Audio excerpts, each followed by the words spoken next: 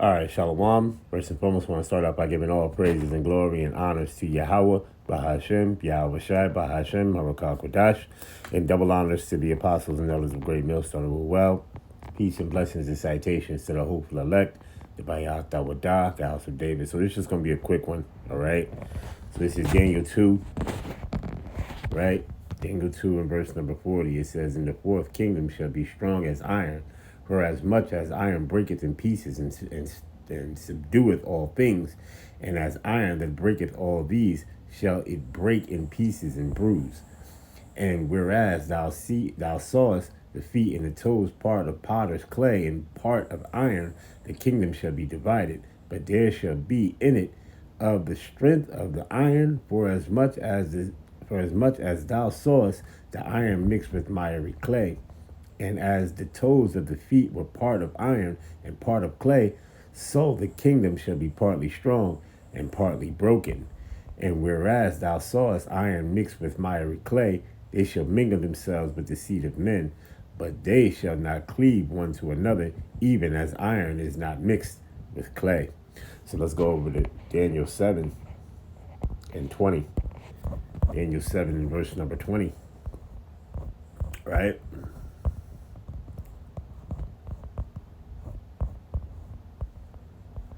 And it reads,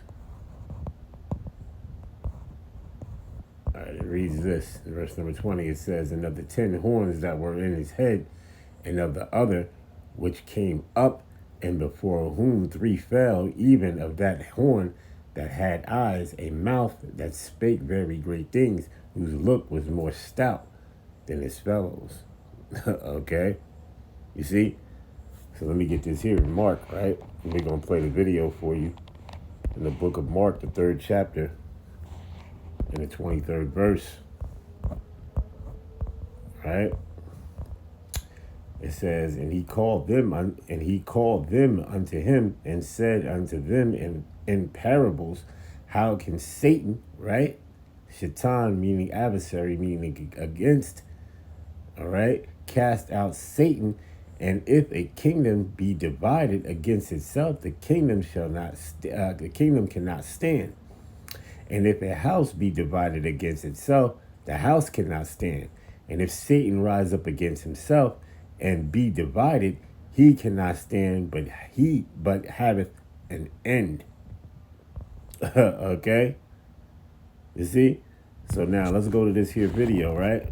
So this is EU pushes controversial parallel war doctrine. NATO unite under threat amid defense breakaway move. All right, so let's play this without further ado.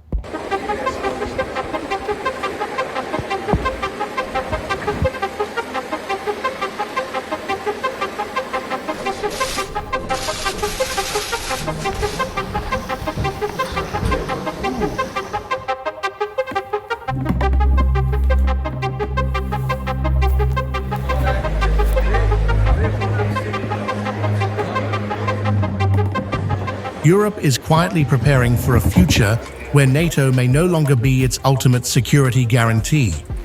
As uncertainty deepens over Donald Trump's commitment to the alliance, EU leaders are moving to operationalize Article 42.7, a mutual defense clause that could serve as a fallback in times of crisis. The move comes amid rising tensions between Washington and its European allies. Trump's repeated criticism of NATO, coupled with signals that the US could reconsider its role in the alliance, has triggered strategic anxiety across Europe. The response: build a clearer, actionable defense framework within the EU itself. We have our headquarters in the same city than NATO, but we are an independent institution. We cooperate with NATO, but we don't discuss the internal issues of NATO. Then what we are doing, and what the High Representative updated the leaders yesterday, is about the ongoing process to discuss how to operate the Mutual Assistance Clause. The Mutual Assistance Clause is in the treaty, and as the President Christopher explained, of course we need to know how to trigger how to use this, and we are designing the handbook to how to use this mutual assistance clause. At the heart of the plan is Article 42.7, a clause that obligates EU member states to assist any country under attack. But until now, it has remained vague and largely untested. Leaders now want clarity. Who responds first? What support is mobilized, and how quickly?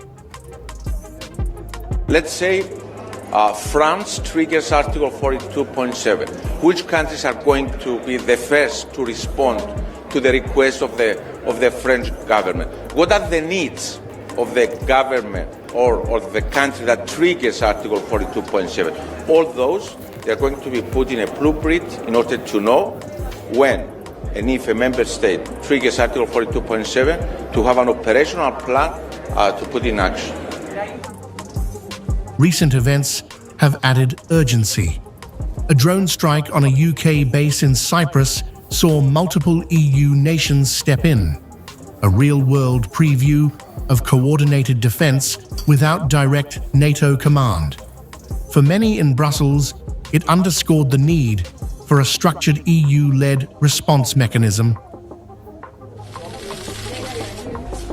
While NATO remains the cornerstone of European defense, the message is clear. Europe is hedging its bets. As transatlantic trust wavers, the EU is preparing, quietly but decisively, for a scenario where it may have to stand on its own.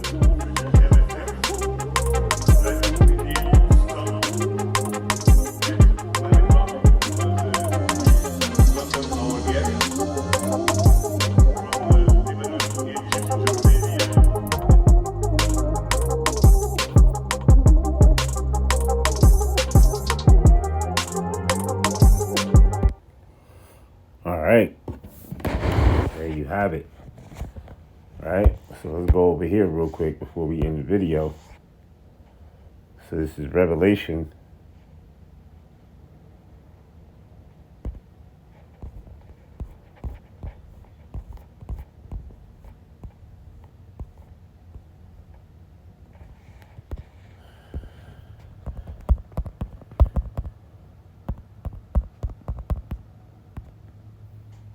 Revelation 17 and 16, right? It says, "And the 10 horns which thou sawest upon the beast, these shall hate the whore, and shall make her desolate and naked, and shall eat her flesh, and burn her with fire." And that's talking about Babylon the Great, because eventually NATO, right? Eventually Babylon the Great is going to break off away from NATO, man.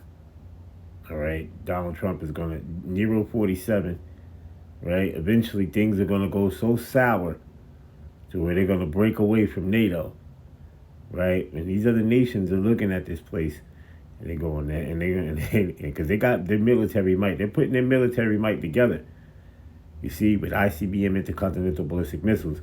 And they're going to say, you know what? To hell with this place, man.